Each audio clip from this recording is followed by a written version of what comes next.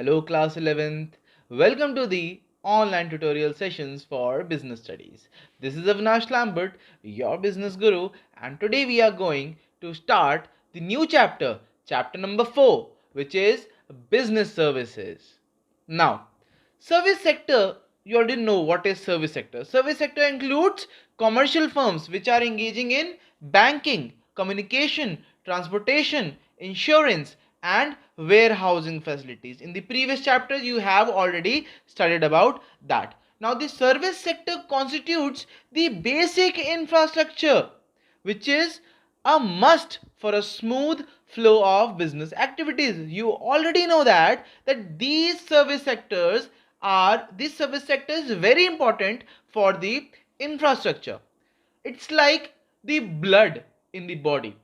If there is no blood, you won't survive. So if service sector is not there, is not present in the economy, then there will be serious issues in the economy. In the recent past, if we see about the past, the role of service sector in the Indian economy is growing faster than agriculture and industry. If you know the history of India, India is always an agricultural country.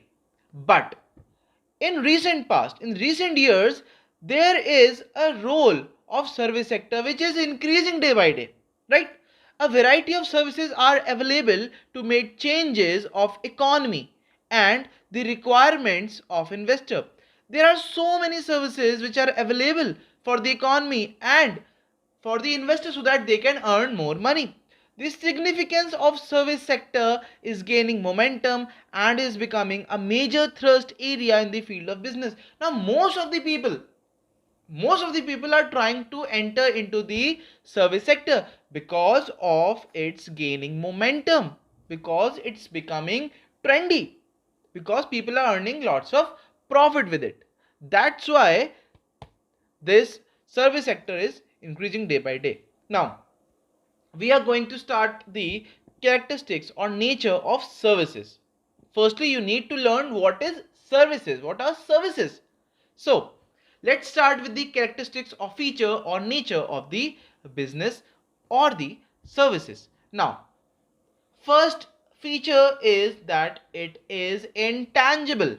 You cannot touch it. Services are intangible. That is, these cannot be seen or touched. We can only feel services or we can only experience them. We cannot touch them, we can only feel and experience them. We cannot find out the quality of services before taking it. Right? Now, one can find out the quality only after experiencing it. After experiencing it, suppose you want internet. So with the help of BSNL broadband, you just had your Wi-Fi. After having the experience, then you can tell the quality of your broadband internet. So supplier must try to offer good quality of services to the customer so that they demand them again after experiencing. Now, if the BSNL broadband is not working, you will opt for the Geo fiber. So in that case, if the supplier is providing good quality services, then only the consumer will ask for the more. Now, the second feature is lack of homogeneity or inconsistency. It means that each and every service provider is providing a bit different quality of or bit different type of service. You can see the DTH, Dish TV, Tata Sky, all are the same, but there is some difference in their channels, in their quality, in their prices. All are providing almost same thing, but still you can find the difference. So it is also the feature. Next is inventory. There is no inventory. What is inventory? First of all, you must know what is inventory. Inventory means the stock which is left with the supplier, which is the unsold good, right? The unsold good which is remaining with the supplier or the producer. So in that case, there is no inventory because these are the services. Suppose I went for the movie, I saw the movie, that's it. The service ends. Now, here, the producer, he doesn't have the inventory. Suppose I had the ticket but I didn't went to the picture hall, to the cinema. So that will not be considered as inventory. There is no loss. There is no production. This is just a service. Therefore, there is no inventory. Now, the next one is non-transferability or inseparability. It means that if I am the consumer, if I have paid for it, then I will be the one who will be experiencing it, not the other person. For example, if you have a Netflix account or Amazon Prime's account or Hotstar, Disney Hotstar, then if you have paid, if you have taken the services, it will be on your mobile, it will be on your ID, right? It cannot be transferred. The services cannot be separated from the provider of service. These are produced and consumed at the same place only, right? Now, next one is customers participation or involvement.